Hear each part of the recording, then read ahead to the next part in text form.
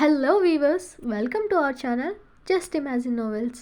ఈరోజు మన కథ వద్దన్నా వదిలేస్తానా ఎపిసోడ్ 25. బబ్లూని దారిలోకి తీసుకురావాలి అనుకున్న రుద్ర వాడిని ప్రేమగా దగ్గర కూర్చోబెట్టుకుని, చూడు బబ్లు, నువ్వు మీ అమ్మ కోసం భయపడ్డం తప్పు అనలేను, కానీ నువ్వు ఇక్కడ ఒకటి మర్చిపోయావు. మీ నాన్నకి ఆ టీచర్ దూరంగా ఉంచాలని నువ్వు తెలియకుండానే శివాని చేయని తప్పుకు నిందపడేలా చేశావు. దానితో తనెంత బాధ అనుభవించింది. తను దొంగతనం చేసిందని మేమంతా తనని దోషిలా చూసినప్పుడు ఆమె మనసు ఎంత గాయపడి ఉంటుందో ఆలోచించు. నువ్వు తప్పు చేశావని గ్రహించలేదా? నీకు అర్థమయ్యేలా చెప్తాను విను. ఇప్పుడు మీ అమ్మ ఉంది. ఆమెలో ఏ తప్పు లేకపోయినా మీ నాన్న మూలంగా బాధలు పడుతుందా? అలాగే తన తప్పు లేకుండా ఆ టీచర్ కూడా నీ వల్ల బాధపడడం చూసి నీకేమనిపించింది? నువ్విలా చేయడం బన్నీకి తెలిసి వాడు కూడా నీలాగే నీ మీద కోపం పెంచుకుని తను కూడా నిన్ను చేయని తప్పుకు బలి చేస్తే నీకు బాధ కలుగుతుందా లేదా? ఒకరికి మనం ఏమిస్తే మనకు తిరిగి అదే వస్తుంది అనే విషయం గుర్తుపెట్టుకో బబ్లు. మనం మంచి చేస్తే మనకు మంచే జరుగుతుంది. అలాగే ఇంకో విషయం కూడా ఆలోచించు. అప్పుడు ఎప్పుడో మీకు టీచర్గా వచ్చిన ఆమె మీ నాన్న ఇచ్చే డబ్బుకు ఆశపడి తప్పు చేస్తే అందరూ అలాగే ఉంటారనుకోవడం తప్పు. ఇన్ని రోజుల నుండి శివానీని చూసావు కదా, మరి ఆమె ఎలాంటిదో నువ్వు గ్రహించలేదా?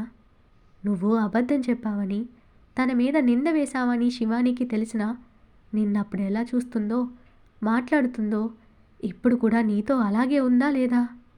ఇప్పుడు చెప్పు, ఏం చేస్తావు? నువ్వు చేసిన తప్పును ఎలా దిద్దుకుంటావు అని రుద్ర సూటిగా అడిగాడు బబ్లుని. బబ్లు ఆలోచిస్తూ, అవును, నేను అబద్ధం చెప్పానని టీచర్కి తెలిసినా నన్నేమీ అనలేదు. తనని ఎప్పుడూ కోప్పడలేదు. అసలు ఆ విషయమే తనని అడగలేదు కదా అని గిల్టీగా ఫీల్ అవుతూ రుద్ర వైపు చూశాడు బబ్లు. వాడు రియలైజ్ అవుతున్నాడు అని అర్థమైన రుద్ర వాడింకొకసారి అలా దారి తప్పే ఆలోచన చేయకూడదు. వేడిగా ఉన్నప్పుడే ఇనుముని వంచాలి. అలాగే మారుతున్న వాడి మనసును ఇప్పుడు ఇంకా స్ట్రాంగ్గా చేయాలని చూస్తూ, బబ్లు, నువ్వెలా అయితే ఎవరి వల్లనో మీ అమ్మ మీ నాన్న చేత చేయని తప్పుకు దెబ్బలు తిన్నదని కోపం పెంచుకున్నావో, అలాగే బన్నీ కూడా తన తల్లికి దొంగతనం అంటగట్టి తిట్టి అవమానించామని కోపం పెంచుకుంటే మనం కలిసి ఉండగలమా? పైగా బన్నీ నీకన్నా చిన్నవాడు. మీరు ముగ్గురు ఇప్పుడు ఈ ఇంటి పిల్లలు, కజిన్స్.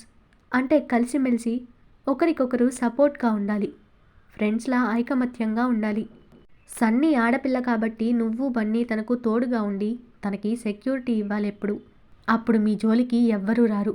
ఇప్పుడు చెప్పు, ఇంకా నీకు వాళ్ళ మీద కోపం ఉందా అని అడిగాడు రుద్ర. బబ్లు రుద్రని హత్తుకుని, సారీ మామయ్య, మా గ్రానీ మాటల వల్ల చాలా బిగ్ మిస్టేక్ చేశాను. ఇకెప్పుడు ఇలా చేయను. సారీ మామయ్య అన్నాడు బబ్లు కన్నీళ్లు పెడుతూ. రుద్ర ఓదార్పుగా వాడి తల నిమురుతూ, నాకు కాదు బబ్లు సారీ చెప్పాల్సింది, నువ్వు ఎవరినైతే హర్ట్ చేసావో వాళ్ళకి చెప్పు అని అప్పుడే అక్కడ వస్తున్న శివానీని చూస్తూ చెప్పాడు రుద్ర. బబ్లు కూడా శివానీ రావడం చూసి లేచి ఆమె దగ్గరకు వెళ్ళాడు. శివాని ఆడుకుంటున్న పిల్లల్ని చూస్తూ, ఆడుకుంది చాలు బంగారం, ఇక రండి, స్నాక్స్ తిని పాలు తాగాలి, తర్వాతే ఆటలు అని చెప్తూ బబ్లు రావడం చూసి చిన్న స్మైల్తో తనకు స్నాక్స్ ప్లేట్ ఇచ్చింది శివాని. బబ్లు అది తీసుకోకుండా ఆమె వైపు గిల్టీగా చూస్తూ, టీచర్ నన్ను క్షమిస్తారా అని బాధగా అడిగాడు. అక్కడికి సన్నీతో వచ్చిన బన్నీ అలాగే చూస్తూ ఉన్నాడు. శివాని నవ్వి వాడి తల చిన్నగా నెమిరి, దేనికి బబ్లు సారీ చెప్తున్నావు అనింది ప్రేమగా. ఆ రోజు మీరు నెక్లెస్ తీయకపోయినా మీరే దొంగతనం చేశారని అబద్ధం చెప్పాను కదా టీచర్, అందుకు సారీ, చాలా తప్పు చేశాను, క్షమించండి, ఇక ఎప్పుడు ఏ తప్పు చేయను, ప్రామిస్ అన్నాడు బబ్లు తలదించుకుని. ఆ మాట వినగానే బబ్లు మీద కోపం వచ్చింది బన్నీకి. దూరంగా వాళ్ళ వైపే చూస్తున్న రుద్ర వైపు కోపంగా చూశాడు. ఆ రోజు రుద్ర శివానీని తిట్టి కొట్టడానికి రావడం గుర్తొచ్చి, నాన్న ఇలా రండి అని పిలిచాడు బన్నీ రుద్రని. రుద్రకి బన్నీ ఎందుకు పిలుస్తున్నాడో తెలిసినా ఏం తెలియనట్టు దగ్గరికి వచ్చి ఏంటి బన్నీ అని అడిగాడు రుద్ర. ఇప్పుడు మా నాన్నకి చెప్పు బబ్లు, నువ్వేం చేశావో అన్నాడు బన్నీ యాటిట్యూడ్ చూపిస్తూ.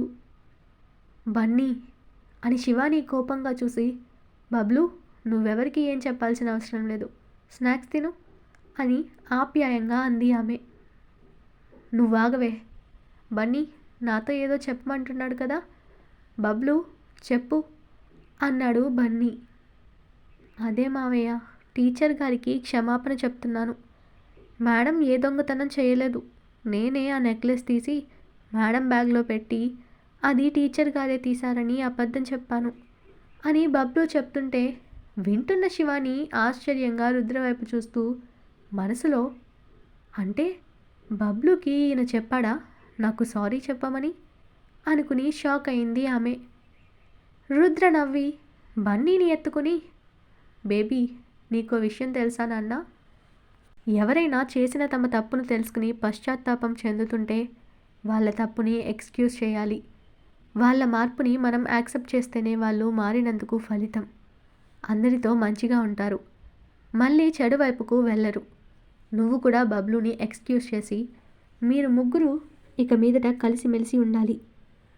తను నీకు బావ కదా, తెలియక తప్పు చేశాడు, తెలుసుకుని సారీ చెప్పాడు, ఇకపై తప్పు చేయకుండా ఉంటాడు.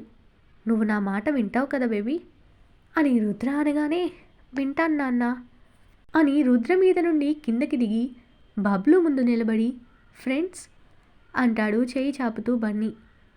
బబ్లు కూడా ఆనందంగా బన్నీతో చేయి కలిపి ఫ్రెండ్స్ అని హగ్ చేసుకున్నాడు. మరి నేను అని సన్నీ అమాయకంగా అడగగానే నువ్వు కూడా అంటూ తనని మధ్యలోకి లాగి హత్తుకుంటాడు బన్నీ. అన్నీ అబ్బ పోలికలే అని రుద్రని బన్నీని చూస్తూ అనుకుంది శివాని. రుద్ర నవ్వుతూ పిల్లల్ని చూస్తున్నాడు. శివాని మాట వినిపించినట్టు తన వైపు చూసి ఏంటే అన్నట్టు కళ్ళెగరేశాడు అతను. ఆమె ఏమీ లేదన్నట్టు తల అడ్డంగా ఊపి స్నాక్స్ ప్లేట్ రుద్ర చేతికి ఇచ్చిన శివాని పిల్లల వైపు చూసి, ఇలా వచ్చి మీరు కూడా స్నాక్స్ తినండి అంది శివాని పిల్లలకు స్నాక్స్ ఇస్తూ. టీచర్ నేనంటే కోపం లేదు కదా మీకు అని మళ్ళీ అడిగాడు బబ్లు శివానీని.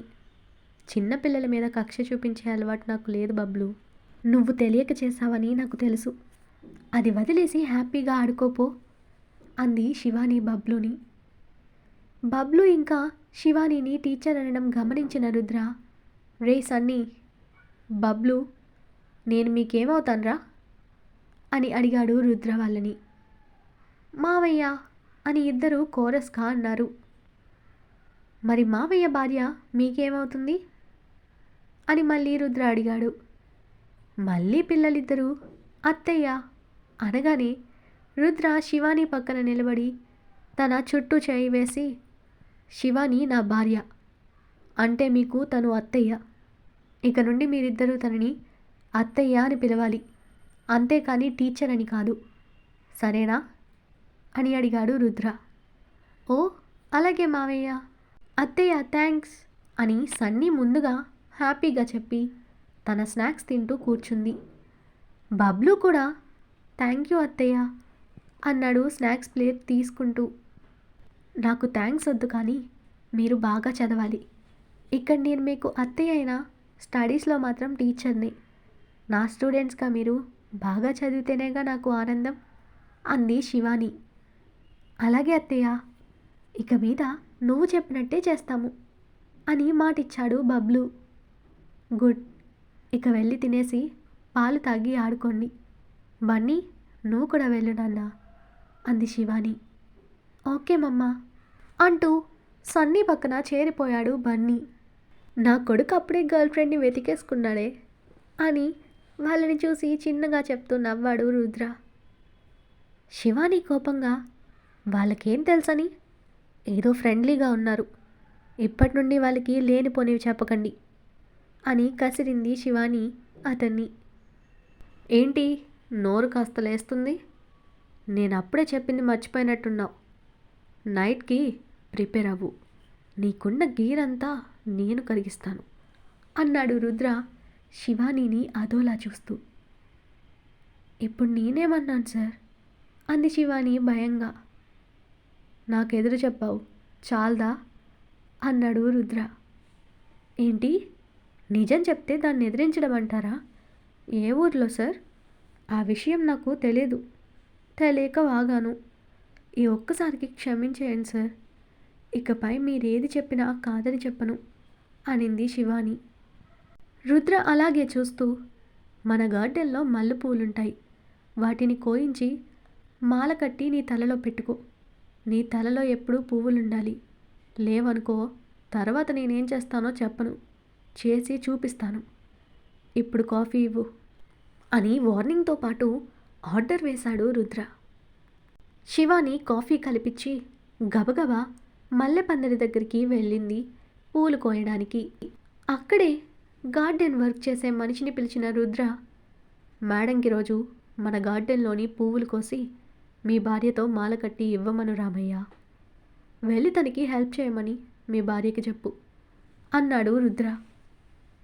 రామయ్య అట్టగే బాబు అని గబగబా భార్య దగ్గరికి వెళ్ళి విషయం చెప్పి పూలు కోస్తున్న శివాని దగ్గరికి ఇద్దరు పరుగున వెళ్ళారు.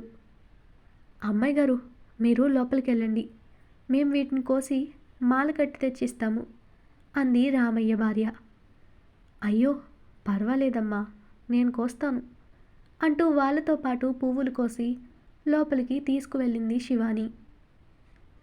వెనకే వచ్చిన రామయ్య భార్య చేతికి ఆ పువ్వులిచ్చి, అమ్మా నాకివి కట్టుకోవడం రాదు, మీరే కట్టివ్వండి అంది శివాని. సరే అమ్మా, రేపటి నుండి నేనే కోసి కట్టి తెస్తాను అని వినయంగా చెప్పి ఆ పూలని ఆవిడ తీసుకుని కట్టిపెట్టింది.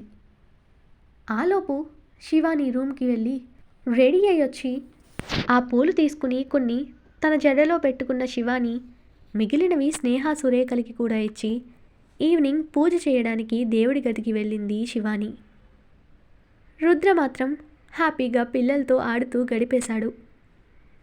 ఈ నైట్కి రుద్రని ఎలా ఆపడమని తెగ ఆలోచిస్తూనే, రుద్ర తన చేతి వంటనే తింటాడు కాబట్టి తనే వంట చేసి గార్డెన్లోకి తీసుకెళ్ళి పిల్లలకి తినిపించింది శివాని. వాళ్ళకేనా తినిపించేది, నాకు కూడా తినిపించవచ్చు కదా అని కొంటెగా అడిగాడు రుద్ర. సార్, వాళ్ళు చిన్నపిల్లలు, మీరు తినగలరు కదా అనింది శివాని. తినడానికి నాకు బద్ధకంగా ఉంది, నాకు కూడా తీసుకురా, ఇక్కడే నాకు కూడా తినిపించు అని రుద్ర ఆర్డర్ వేశాడు శివానీకి. నాకిదేం టార్చర్రా బాబు అనుకుని అతనిపై కోపం చూపించే ధైర్యం లేక లోపలికి వెళ్ళి రుద్ర కోసం కూడా భోజనం తీసుకొచ్చింది శివాని. పిల్లల వైపు చూసి, మీరు లోపలికి వెళ్ళండిరా, ఇక్కడ దోమలు కుడతాయి అని ముగ్గురు పిల్లల్ని పంపేశాడు రుద్ర. శివాని అక్కడికి వచ్చేసరికి మల్లెపందిరి పక్కన ఉన్న ఊయల్లో కూర్చున్న రుద్ర శివాని రావడం చూసి, ఏయ్ ఇటురా అని పిలిచాడు రుద్ర. పిల్లలెక్కడా అంది శివాని రుద్ర దగ్గరికి వస్తూ. మన మధ్యలో వాళ్ళెందుకని పంపేశాను అంటూ తన పక్కన చూపించి శివానీతో కూర్చో అన్నాడు రుద్ర. మన మధ్య ఏం జరుగుతుందని పంపేయడానికి అంది శివాని అయోమయంగా. ఏమీ జరగదని డిసప్పాయింటా, లేక జరిగితే బాగుంటుందని నాకు ఇండైరెక్ట్గా సిగ్నల్ ఇస్తున్నావా అని అల్లరిగా నవ్వుతూ అడిగాడు రుద్ర. సార్ ప్లీజ్, మీరు ఇలా మాట్లాడటం ఇష్టమేమో, కానీ నాకు ఇబ్బందిగా ఉంది, ఆపేయండి అంది శివాని. అంటే ఏంటే, నేనంత వల్గర్గా మాట్లాడుతున్నానా వినలేకపోవడానికి అని సీరియస్ అయ్యాడు రుద్ర. శివాని అతని కోపం చూసి ఏమీ మాట్లాడలేక చపాతీ తుంచి కర్రీలో ముంచి సైలెంట్గా రుద్ర నోటి దగ్గర పెట్టిందామె. రుద్ర శివానీనే చూస్తూ నోరు తెరిచి చపాతీ పెట్టుకుని నములుతూ, నువ్వు కూడా తిను, లేదంటే నాకు పెట్టలేదని ఏడుస్తావు అన్నాడు రుద్ర శివానీని. నేనేమీ ఏడవను, కానీ మీరు తినండి, నేను లోపలికి వెళ్ళాక తింటాను అంది ఆమె ఏ భావము లేకుండా. ఇప్పుడు నాకు డౌట్ వచ్చిందే, నువ్వు తినను అంటుంది, నాతో పాటు తింటే నా ఎంగిలి తినాల్సి వస్తుందనేనా? అలా అనుకుంటే నేను కూడా నీ ఎంగిలి తిన్నట్టే కదే అన్నాడు లాజిక్ తీస్తూ రుద్ర. సార్, నేను ఆ ఉద్దేశంతో అనలేదు అంది శివాని. కానీ రుద్రకి అదే నిజం అనిపించడంతో కాదని నిరూపించవే అన్నాడు రుద్ర సూటిగా శివానీని చూస్తూ. ఏం చేయాలి అంది శివాని. రుద్ర మాటలకి తనకి కోపం వస్తున్నా ఆపుకుంటూ ఉంది ఆమె. నువ్విక్కడ నాకు పెట్టిన దానిలో ఒక బయట అయినా తినాలి, అప్పుడు నీకు ఆ ఉద్దేశం లేదని ఒప్పుకుంటాను అన్నాడు రుద్ర. ఈ దిక్కుమాలిన డౌట్లతో నన్ను చంపేయండి అంటూ విసుగ్గా ఒక బైట్ చపాతీ తిన్నది శివాని. ఏంటే నా మీద కోపం చూపిస్తున్నావు అని కన్నింగ్ లుక్తో అడిగాడు రుద్ర.